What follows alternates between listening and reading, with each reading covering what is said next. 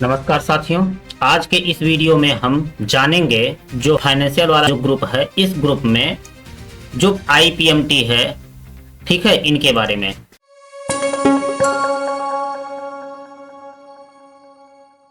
तो एक मैं बना लेता हूं यहाँ पे, और इसका प्रयोग क्यों करते हैं PMT? लोन की EMI निकालने के लिए, ठीक है। और FB है, PMT है, रेट है, IPMT, PPMT, इनके बारे में एक एक करके हम लोग चर्चा कर लेते हैं। मैं वीडियो को थोड़ा फॉरवर्ड कर लूंगा। इससे पहले कि मैं इसको बनाऊं, आप समझ लीजिए हमारे पास एक प्रश्न है, और प्रश्न मैं स्क्रीन पर फ्लैश करवा दूंगा।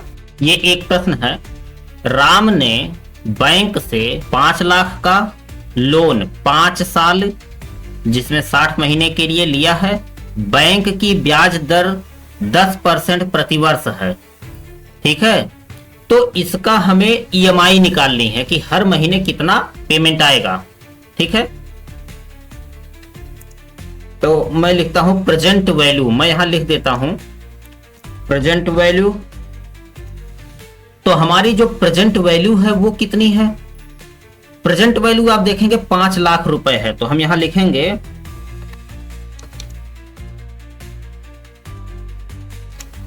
5 लाख, हमने लिख दिया।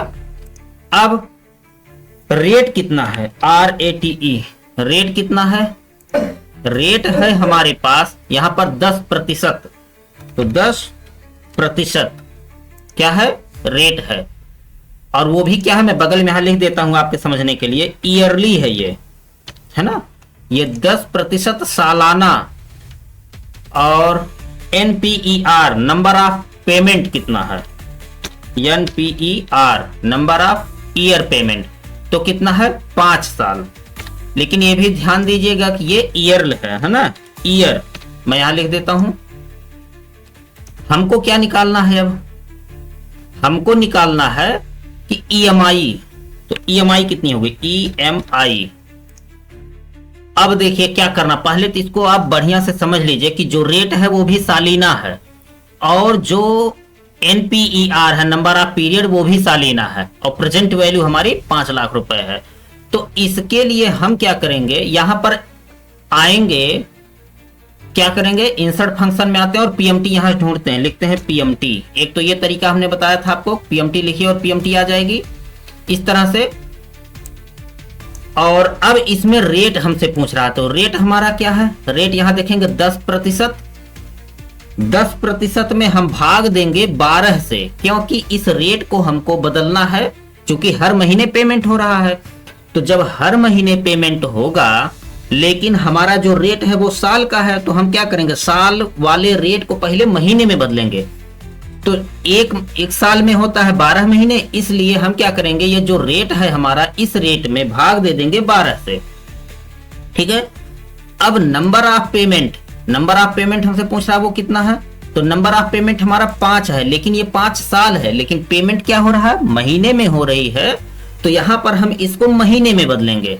तो महीने में बदलने के लिए हम गुणा कर देते हैं 12 से, ठीक है।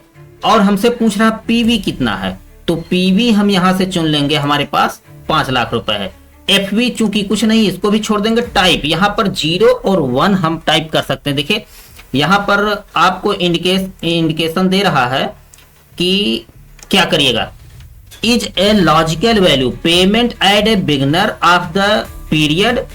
अगर आप चाहते हैं कि जो पेमेंट है वो महीने के शुरुआत से ही जोड़ने लगे, मतलब आज महीने की पहला दिन है, पहले दिन से ही, जैसे आपको 10 तारीख को अलॉट हुआ अगस्त में, तो आप 10 तारीख के जैसे ही पहला आपका अलॉट हुआ, उसी समय से आपका, अगर आप चाहते हैं कि पेमेंट जोड़ लिया जा रहा है, सब ब्याज हमारा शुरू हो गया है, तो आप यहां 1 लिखिए। और payment at the end of period, period के लास्ट में अगर आप पेमेंट को जोड़ना चाहते हैं तो वहां पर 0 लिखना होगा, ठीक है, या खाली छोड़ देना होगा।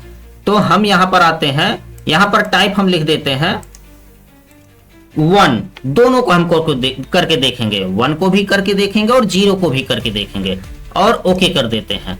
तो ये हमारा आ गया 10,535 रुपए 72 पैसे हर महीने जमा करने पड़ेंगे। कितने महीने? 60 महीने तक। इसको इस तरह से भी हम एकल में कर सकते थे। दूसरा, ये भी हम यहां से लगा सकते हैं इंसर्ट फंक्शन में आकर के पीएमटी। मैं सारा तरीका आपको बता देता हूं। रेट हमारा वही सेम चुनेंगे, रेट को हम भाग देंगे 12 से, नंबर ऑफ पेमेंट यहां पर इसको हम गुणा कर देंगे 12 से, पीवी हमारी है इसको हम यहां से चुन लेते हैं, टाइप में अब की बार हम 0 लिख देते हैं, ठीक है, और ओके कर देते हैं। तो दोनों में देख रहे हैं कितने का अंतर है। अगर आप 0 लिखते हैं तो ये 623 रुपए 52 पैसे हर महीने जमा करना पड़ेगा। अगर आपका ये 1 लिखते हैं तो 10,535 रुपए 72 पैसे हर महीने जमा करना पड़ेगा, ठीक है। अब इसको हम एक तरह से और निकाल सकते थे कि यहाँ पीवी को हम लिख लेते हैं, पीवी हमारी जो थी वो तो थी, इसको रेट को हम मंथली निकाल सकते थे, है ना, मंथ में निकाल सकते थे। यहाँ तो हम क्या करते, 10% जो है यहाँ हम बराबर लिख करके कुछ फार्मूला लगा लेते, 10% भागे 12 यहाँ हम कर लेते डायरेक्टली, तो हमारा ये निकल करके आ जाता परसेंट। और यहां पर नंबर ऑफ पेमेंट को भी हम ऐसे करते, बराबर करके यहां पे लिख लेते और गुणे इसमें कर देते 12 से, तो ये हमारा निकल करके आ जाता, ठीक है। अब यहां पर हम पीएमटी लिख लेते सीधा। देखिए अब दोनों पीएमटी जैसे 1 वाली और बिगनिंग वाले और एंड वाली दोनों चुन लेते हैं। यहाँ पे हम लिखते हैं बराबर, तो यहां लिख लेते हैं। अब देखिए हमने यहां से फंक्शन इंसर्ट नहीं करवा रहे हैं, अब की बार हम क्या कर रहे हैं, फंक्शन को लिख रहे हैं। तो पीएमटी हमने लिखा और ब्रैकेट को हमें ओपन करना पड़ेगा। हमसे यहां पूछ रहा है देखिए रेट, तो रेट हमारा क्या है, हम रेट यहां चुन लेंगे, फिर कामा लगाएंगे, फिर हमसे पूछेगा नंबर ऑफ पेमेंट, हम इसको चुन लेंगे, कामा लगाएंगे, पीवी पूछ रहा है, पीवी हम दे देंगे, कामा लगाएंगे, एफवी हमारे पास है नहीं, इसको भी हम छोड़ देते हैं और यहां पर क्या करते हैं 1 लिख देते हैं और ब्रैकेट को बंद करके एंटर कर लेंगे, तो सेम अमाउंट देखिए आ गया।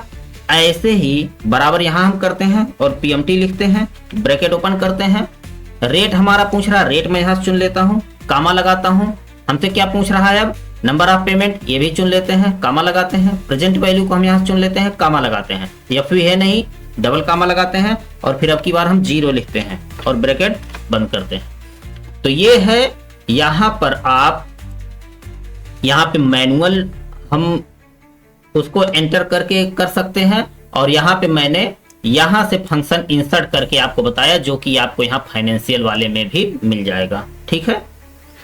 इस तरह से आप पीएमटी का उपयोग कर सकते हैं। अब एक और प्रश्न हम इसी वक्त लगा लेते हैं, 2 प्रश्न को लगा करके हम इसको समझ पाते हैं पीएमटी का कैसे कार्य होता है। एक और प्रश्न मैं यहां लिखता हूं, ठीक है। अब ये एक प्रश्न है, ठीक है। प्रश्न क्या है, सोहन ने एक मोटरसाइकिल खरीदा जिसकी कीमत 1,10,000 रुपए थी। सोहन को एजेंसी ने कहा कि आप 18,000 रुपए डाउन पेमेंट देकर मासिक किस्तों पर बाइक ले सकते हैं, जिसमें आपको बची हुई राशि पर 18% ब्याज की दर से 18% ब्याज की दर से 2 वर्ष के लिए जमा करना होगा, है ना, हर महीने पेमेंट करना होगा।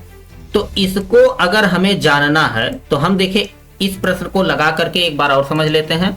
तो मैं यहां लिखता हूं कि मोटर साइकिल की कुल कीमत, मोटरसाइकिल की कुल कीमत कितनी है, यहां हम बगल में लिख लेते हैं 1,10,000 रुपए।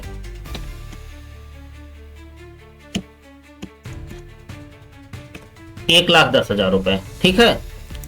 और डाउन पेमेंट कितना है,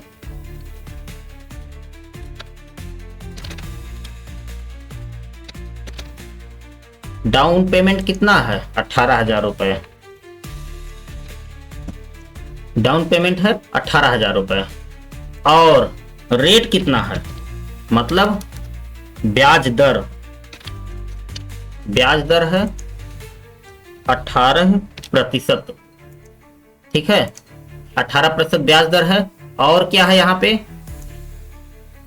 एनपीईआर है 2 वर्ष, ठीक है। तो कुल समय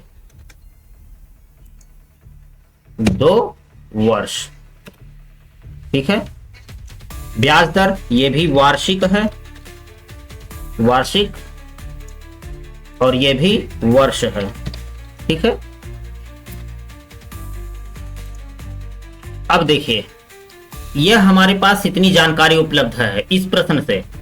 तो अभी हमको क्या ज्ञात करना है, इससे प्रेजेंट वैल्यू ज्ञात करनी है। तो हमें प्रेजेंट वैल्यू ज्ञात करने के लिए क्या करना होगा, देखिए हम लिखेंगे पीवी। पीवी लिखते हैं, अब आप समझ जाइएगा प्रेजेंट वैल्यू। तो प्रेजेंट वैल्यू हमारी कितनी होगी, जितनी कुल कीमत है, कुल कीमत में से 18,000 हम घटा देंगे क्योंकि यह पैसा जमा कर दिया गया है। तो हम लिखेंगे बराबर, और यहाँ पे क्या करते हैं, पहले वाले पर क्लिक कर लेते हैं, माइनस दबाते हैं और इस पे क्लिक कर देते हैं। ये हो गया हमारा प्रेजेंट वैल्यू। मतलब अभी कितना जमा करना, 92,000 रुपए उनको जमा करना, और इसी पर हमारा क्या लगेगा, ब्याज लगेगी। ठीक है, और रेट क्या है, तो रेट आपको पता ही है, रेट है 18%। 18%। और हमारे पास वर्ष कितना है, NPER। NPER ये कितना है, 2।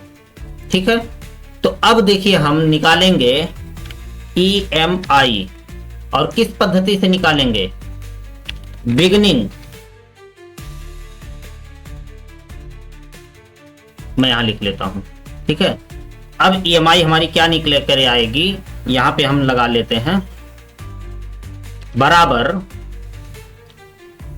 PMT ब्रैकेट ओपन, रेट भागे 12 कामा नंबर ऑफ पेमेंट गुणे 12 कामा प्रेजेंट वैल्यू कामा 1 पहले हम चुनते हैं और एंटर कर लेते हैं।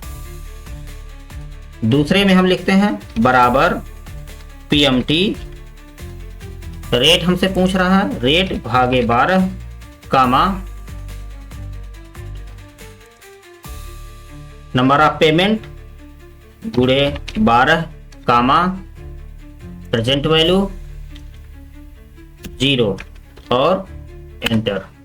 तो अब आप देखेंगे एक में हमारे पास वैल्यू आ रही है 4,525 रुपए 14 पैसे हर महीने, और एक में आ रहा 4,593 रुपए 2 पैसे हर महीने जमा करना पड़ रहा है। ठीक है, वीडियो ज्यादा लंबा ना हो इसलिए हम यहीं तक रखते हैं। अगले वीडियो में हम सीखेंगे IPMT, PPMT। ठीक है, इंटरेस्ट पेमेंट और प्रिंसिपल पेमेंट। ये तो हमारा हो गया कि हम मंथली EMI कितना भर रहे हैं, लेकिन हम ये जानना चाह रहे हैं इसमें कुल हमारा प्रिंसिपल अमाउंट, मूलधन कितना हम इसमें जमा कर रहे हैं, और इसमें कितना ब्याज हर महीने जमा कर रहे हैं, और किस महीने में कितना ब्याज जमा कर रहे हैं, कितना मूलधन जमा कर रहे हैं, इसकी हम जानकारी लेंगे अगले वीडियो में। आप लोगों को अगर कोई दिक्कत हुई हो या इसके बारे में नहीं पता हो या कितने लोगों को ये पता था, आप लोग कमेंट बॉक्स में जरूर लिखिएगा। तब तक के लिए धन्यवाद, मिलते हैं अगले वीडियो में।